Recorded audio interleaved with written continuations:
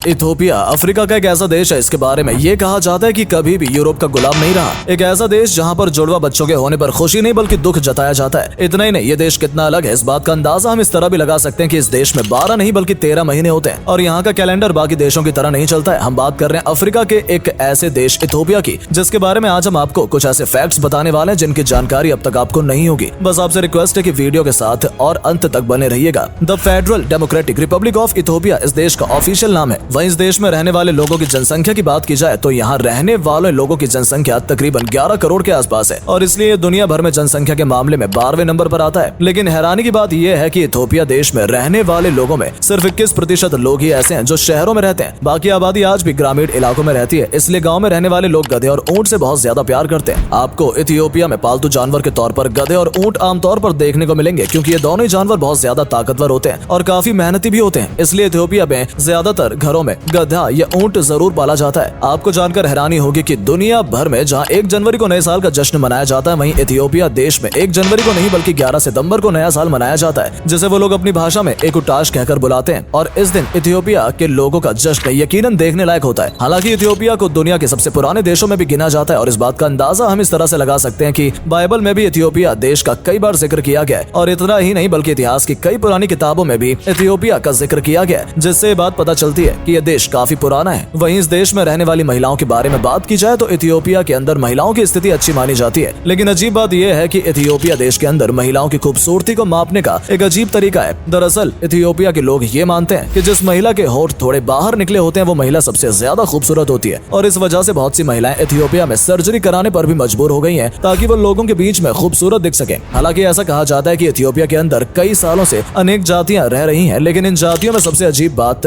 हमार ट्राइब या जाति की है। इस जाति के लोगों के बारे में कहा जाता है कि यहाँ महिलाएं अपनी पूरी बॉडी पर एक खास तरह का लोशन लगाती हैं, जिसकी वजह से उनकी पूरी बॉडी धीरे धीरे लाल होने लग जाती है और उनके नजरिए से अगर किसी महिला की बॉडी लाल रंग की है तो वो बेहद खूबसूरत है। वीडियो की शुरुआत में हमने आपको बताया था कि इथियोपिया देश के अंदर अपना अलग कैलेंडर है, जिसकी वजह से यहाँ पर 12 नहीं बल्कि 13 महीने होते हैं। हालांकि ऐसा हर महीने नहीं होता बल्कि कई साल में सिर्फ एक बार ही ऐसा होता है जब 12 नहीं बल्कि 13 महीने होते हैं। और इंटरेस्टिंग बात यह है कि 13वां महीना सिर्फ 6 दिन का होता है। हालांकि इथियोपिया देश के बारे में यह भी कहा जाता है कि दुनिया में उन देशों में आता है जहाँ पर यंग लोगों की पॉपुलेशन सबसे ज्यादा है और यही वजह है कि लोग अनुमान लगाते हैं कि आने वाले समय में इथियोपिया बहुत तेजी से तरक्की करेगा। लेकिन बात करें आज के इथियोपिया में रहने वाले यंग लोगों की तो वो कुछ सही दिशा में नहीं जा रहे हैं और इस बात का अंदाजा आप इस तरह भी लगा सकते हैं कि इथियोपिया देश के अंदर सिर्फ 30% लोग ही ऐसे हैं जो कि अच्छा पैसा कमाते हैं, जबकि 70% लोग ऐसे हैं जो जैसे तैसे अपनी रोज की जरूरत को पूरा कर रहे हैं। इसलिए आज इस देश की अर्थव्यवस्था डूबती जा रही है। हालांकि यहाँ की गवर्नमेंट अर्थव्यवस्था को बढ़ाने के लिए तरह तरह के कानून बनाती रहती है, लेकिन जब लोग पढ़े लिखे ही नहीं है तो उन्हें कानून क्या ही समझ में आएगा। क्योंकि इथियोपिया के अंदर एक कानून ये भी बनाया गया है कि अगर कोई लड़का या लड़की 18 साल से पहले शादी करता है तो उसे गैर कानूनी माना जाएगा, जबकि इथियोपिया के अंदर 40% से भी ज्यादा लोग ऐसे हैं जो 18 साल की उम्र से पहले ही शादी कर लेते हैं। इथियोपिया की एक